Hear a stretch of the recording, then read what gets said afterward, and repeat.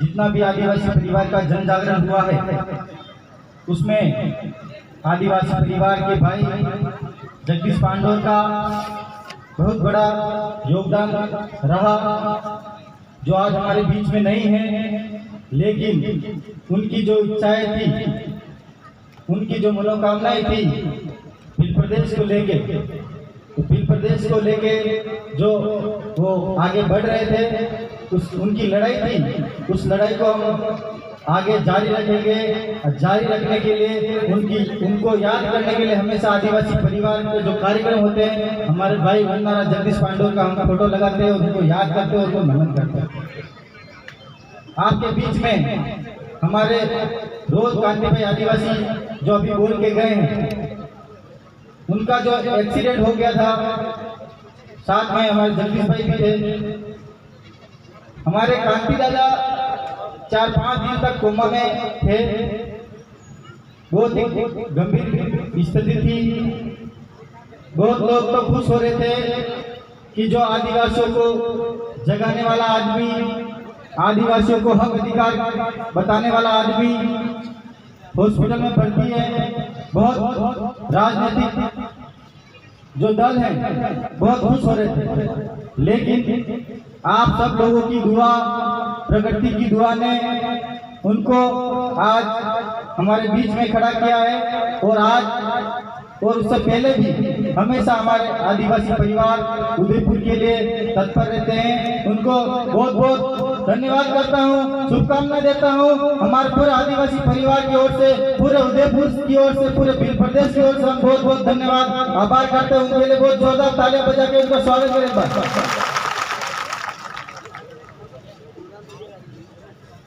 आज जो 12 का जो कार्यक्रम है, आप सब लोग देख रहे हैं कि रोड बहुत दूर है और वहां से कितना पैदल आना पड़ा, इतना कार्यक्रम अंदर करने की जरूरत क्यों पड़ी। हमारे 12 के साथी स्कूल में गए थे, प्रिंसिपल के पास, सर हमें कार्यक्रम करना है आदिवासी परिवार का, आदिवासी चिंतन शिविर। उन्होंने SDMC SMC की बैठक बुलाई और बैठक में जो लोग थे उन्होंने लिख के दिया कि हम कार्यक्रम अस्वीकार करते हैं। तो कार्यक्रम अस्वीकार करने की वजह भी होनी चाहिए मेरे साथियों। क्यों कार्यक्रम अस्वीकार किया? यह कोई राजनीतिक कार्यक्रम नहीं है। अगर इस गांव के कोई मौजूद है या सरपंच है, अगर यहाँ आदिवासी परिवार की जायदाद के ऊपर आते तो उनको भी हम बोलने का मौका देता, लेकिन वो लोग ये सोचते हैं कि ये जो कार्यक्रम करते हैं वो वोटों के लिए करते हैं। ये कोई कार्यक्रम वोट मांगने का कार्यक्रम लग रहा है क्या आपको? और जो स्कूल के SMC और SDMC सदस्य हैं, उनके कोई भी बच्चे इस स्कूल में नहीं पढ़ते, हमें जानकारी मिली। तो उन्होंने हमको रोककर बहुत बड़ी गलती कर दी, ऐसा लग रहा है मुझे। जो 12 स्कूल की जो कमेटी है, उन कमेटियों पे जो लोग हैं, कोई भी बच्चे स्कूल में नहीं पढ़ते। तो मैं उनको कहना चाहता हूँ कि आप लोगों को गुमराह मत कीजिए। यहाँ कोई राजनीतिक कार्यक्रम नहीं है, यहाँ कोई धर्म परिवर्तन का कार्यक्रम नहीं है। यह आदिवासी समाज का, आदिवासी परिवार का कार्यक्रम है, जो संवैधानिक और हक अधिकार और जल जंगल जमीन की लड़ाई के बारे में बताने वाला कार्यक्रम है। आज 12 के भी बहुत सारे लोग आए होंगे, वो देख रहे होंगे और सोच रहे होंगे कि हमें तो कुछ और बताया गया और लेकिन यहाँ कुछ और दिखा, या कुछ और देखने को मिला, और वो मन ही मन खुश हो रहे होंगे कि आज तक हमने ऐसा कार्यक्रम नहीं देखा। जितने भी लोग आए हुए हैं,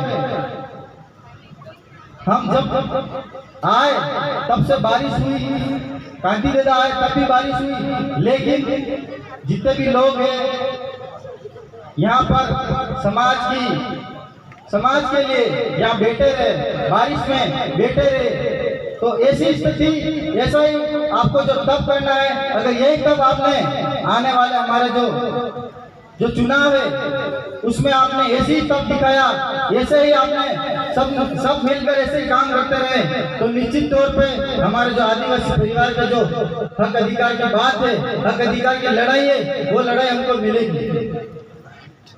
जितने भी लोग आए, अगर उनको फ्री की सब्जी पूरी और कचौरी में लालच लेके आते तो वो लोग बारिश की 2-4 बूंदे पड़ते ही यहाँ से भाग जाते।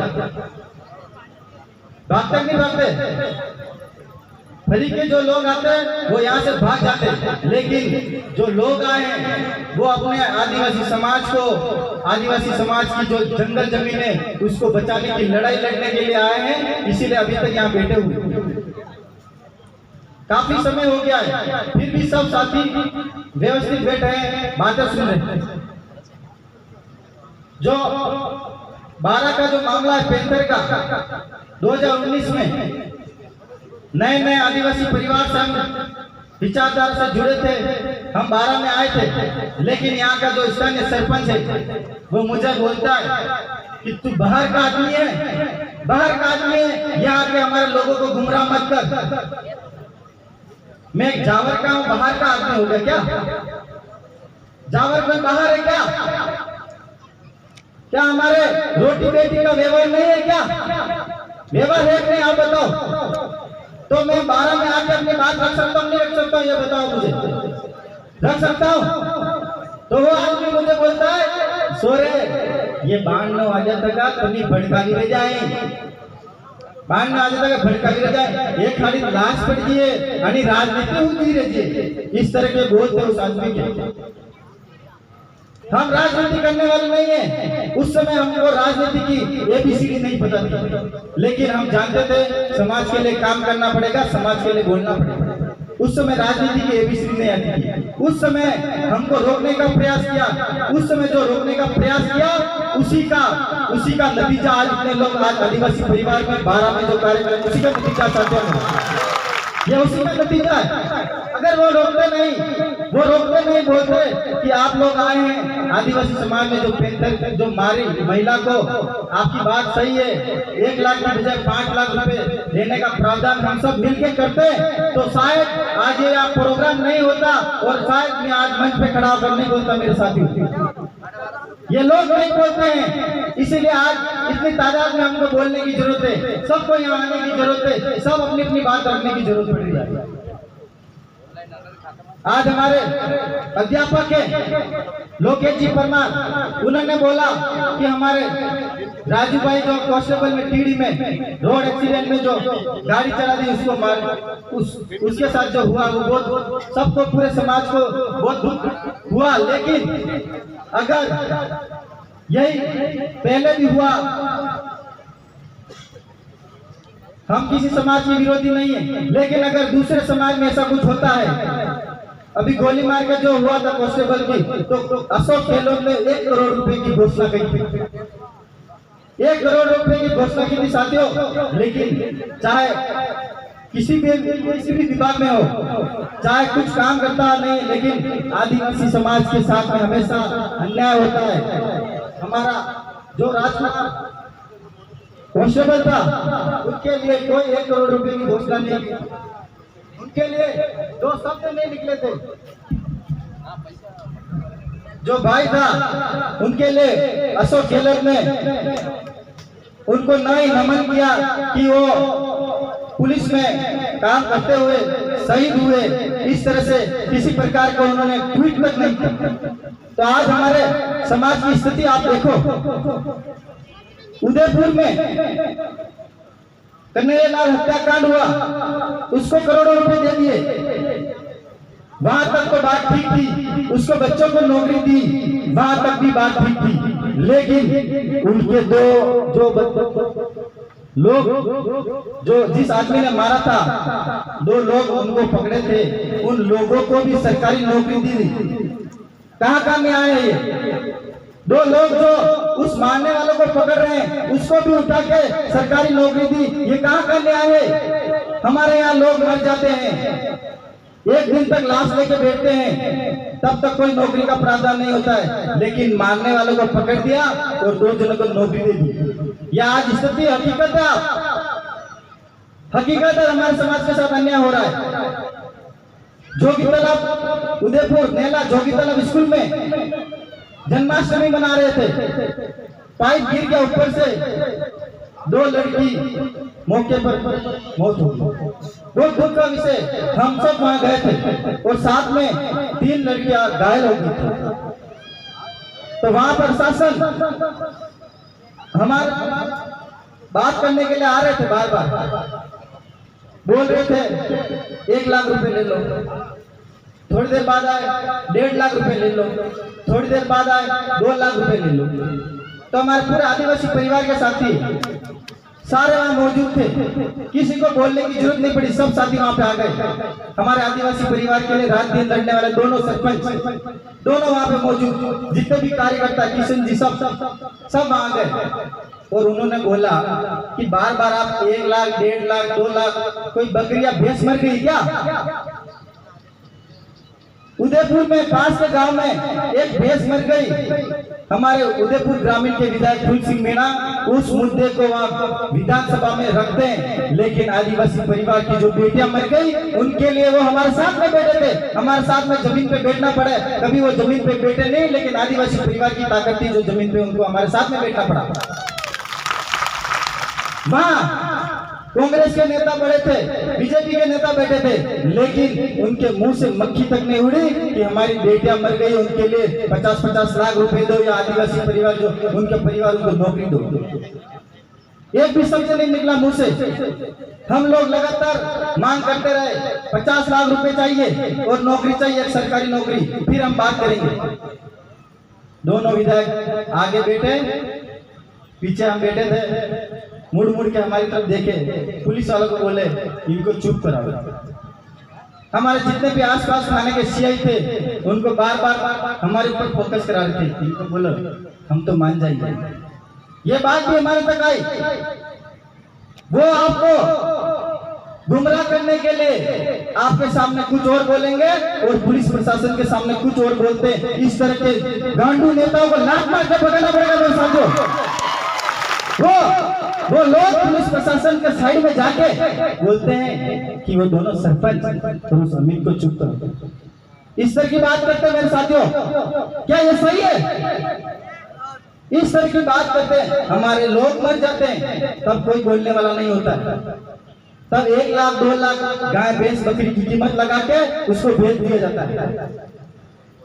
हमारे पास में ही जावर महल से उसकी बात करता हूँ साथियों में, कुछ दिन पहले पाडेला गांव का हमारे समाज का एक आदमी जावर महल में काम करते करते मृत्यु हो गई। 2 दिन हो गए, तीसरे दिन मुझे भी किसी ने बुलाया था, मैं भी गया। तो 10 लाख 15 लाख 20 लाख इस तरह की बात वो बार बार करता और अंतिम में 30 लाख रुपए फैसला किया। तो साथियों मैं सवाल करना चाहता हूं कि बाहर चित्तौड़ का आदमी था, चित्तौड़ का आदमी मर गया, 75 लाख रुपए या जावर माइन से ले गया, लेकिन स्थानीय मर गया, उसको 30 लाख रुपए देके निपटा दिया। ये जावर माइन के जो नेता उनका न्याय आपको देखना पड़ेगा मेरे साथियों। अगर अभी भी नहीं जाके जितने भी जो माइंस में कर्मचारी काम कर रहे हैं, ये बारी से बारी आप मरते जाओगे, 10, 20, 30 लाख में आपका निपटारा होगा और आपकी आने वाले पीढ़ी बच्चे दर दर की ठोकरें खाएंगे, कोई पूछने वाला नहीं है मेरे साथियों। डरने की जरूरत नहीं है। जो जावर माइंस में काम कर रहा है, मैं बोल रहा हूँ आज डंके की चोट पे अमित खराड़ी बोल रहा है, जावर निवासी जावर माइंस में जो काम कर रहा है, डरने की जरूरत नहीं है। मैं आपके सामने आपके साथ में आधी रात में खड़ा रहूंगा। अगर आपको निकाल देते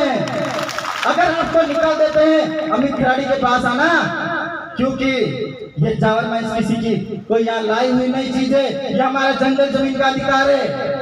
जावर माइंस में जितना सोना चांदी निकलता है वो जावर के आसपास के जितने एरिया के लोग हैं उनका हक अधिकार है, वो हमारा अधिकार है, तुम्हारा अधिकार नहीं है। जो भी करना होगा हम करेंगे, नौकरी करनी होगी हम करेंगे। तुम यहाँ बाहर से आए लोगों को यहाँ कोई जरूरत नहीं, उनको लात मार के भगाना पड़ेगा मेरे साथियों। समय आ गया है बहुत ही जल्द जावर माइंस में बिल प्रदेश मजदूर मोर्चा का निर्माण होगा। आज मैं यहाँ से अनाउंस कर रहा हूँ। यस, आपको उधर पीछे थोड़ा दिख रहा होगा, पीछे पहाड़ वहां पे भी झार माइंस के यहाँ 12 में माइंस खोलने की जो कोशिश की थी, हमारे भीमराव माता ने उनको रोका। बाहर से लोग आके यहाँ हमारे जल जंगल जमीन को नष्ट करने की कोशिश कर रहे थे। ये 12 माइंस आज बंद।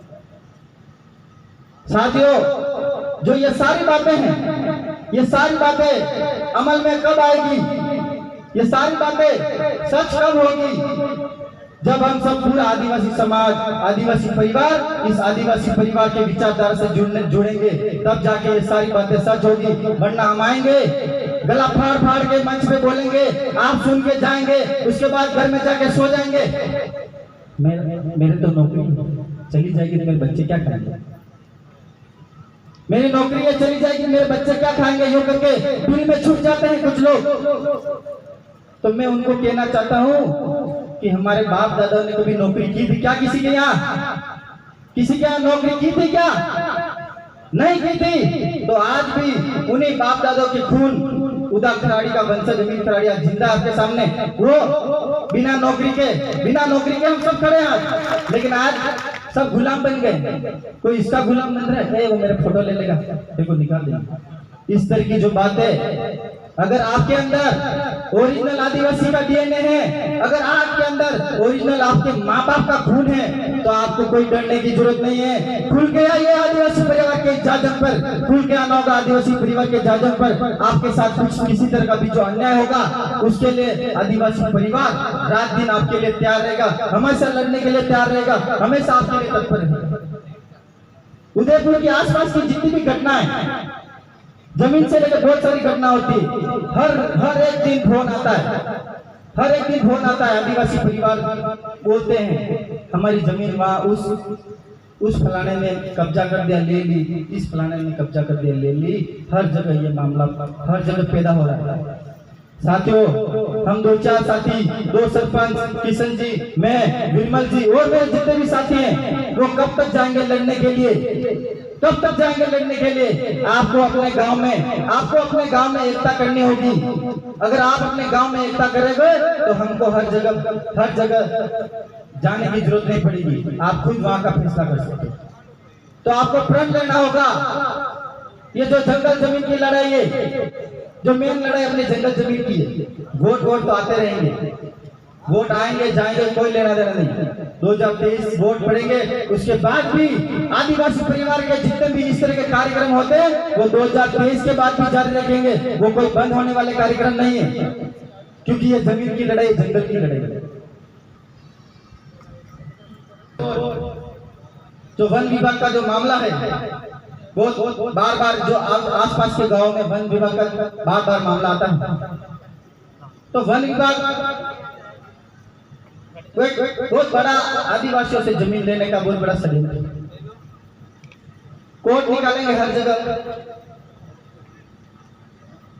और कोर्ट निकालने वाले अपने लोग, और अपने लोग कोर्ट निकालते हैं 200-300 रुपए की। उसके चक्कर में सारी जमीनें जंगलात में चली जाती है। फिर बाद में घर बनाने के लिए जमीन नहीं बचती है, तो उसी कोर्ट में जब रहने जाते हैं तो जंगलात वाले आते हैं, गांठ पे लात मार के बाहर निकाल देते हैं। तो किसकी कमी है ये साथियों? क्यों निकालते हो कोर्ट? क्यों 200-300 रुपए में अपनी मां को बेच रहे हो, अपनी जमीन माता को बेच रहे हो? हम आपके लड़के, आपके द्वारा पैदा किए गए लड़के, आपके द्वारा पढ़ाए गए लड़के, हम समझ गए इस जमीन माता की क्या, इस जमीन माता को किस तरह रखना, कैसे बचाना, हम समझ गए। लेकिन हमको बड़ा करने वाले हमारे जितने भी माँ बाप, आप क्यों नहीं समझ रहे इस बात को? क्यों नहीं समझ रहे हो? हम समझ गए, लेकिन आप नहीं। जब तक ये बात काम करोगे, आप वन विभाग का साथ दोगे, तो ये सारी जमीनें चली जाएगी। अगर एकता रखोगे, पूरा गांव एक हुआ, पूरा फला एक हुआ, और आपके फले में कोई वन विभाग वाला आए और पूरा फला एक हुए, पूछो कि वन विभाग आप आए तो हो, लेकिन आपके बाप का नाम तो बताओ, कागज तो बताओ, आपके बाप का नाम तो होगा, कुछ होता है कि नहीं होता है? अपनी जमीन होती है तो अपने बाप का नाम होता है कि नहीं होता है? तो वन विभाग के बाप का नाम तो होगा कि नहीं होगा मेरे साथियों? तो ये बात पूछनी होगी, लेकिन संविधानिक दायरे में लेके यूनिक आज बोल दिया, कल जाके सारे कोट वोट इधर उधर बिखेर दोगे तो मैं सबसे पहले मेरे को ले जाएंगे। जाने में भी डरने वाले नहीं है। समाज की बारी होगी, जरूरत पड़ेगी तो हम जाएंगे। वोट की बात भी नहीं, समाज की बात है, जल जंगल जमीन की बात है। आधी रात में याद करना, हम आपके लिए दौड़े चले आएंगे। बहुत बहुत धन्यवाद। जय जोहार, जय आदिवासी, जय भीम प्रदेश।